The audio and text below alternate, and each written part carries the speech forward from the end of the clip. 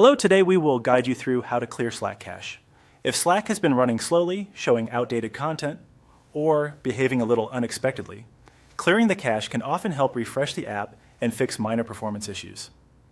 In this walkthrough, we'll keep things simple and show you exactly where to go inside Slack to clear it. To begin, open the Slack software on your computer. Make sure the app is fully loaded so you can access the menu options without any delay. Once Slack is open, direct your attention to the top left area of the window. There, look for the icon with 3 horizontal lines. This is the main menu button, and it gives you access to additional settings and tools within Slack. If your screen size is smaller or the app window is narrowed, this menu can be especially important because some options may be tucked away there. Go ahead and click on the 3 lines.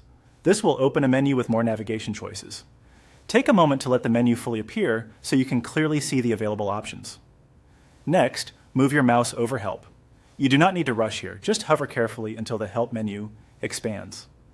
This section contains support-related options and maintenance tools that can be useful when Slack is not working as expected. From there, hover your mouse over Troubleshooting.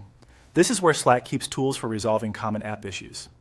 When you hover over Troubleshooting, another submenu should appear with additional options. Now click on Clear Cache. This tells Slack to remove stored temporary files that may be outdated or causing glitches. In many cases, clearing the cache helps the app reload fresh data and can improve responsiveness or fix display problems. After selecting this option, Slack may take a moment to process the request.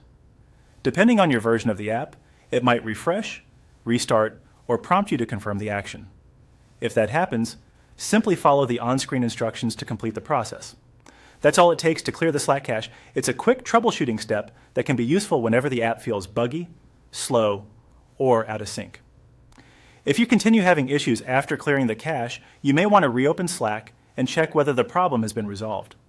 Thanks for following along, and we hope this helped you refresh Slack successfully.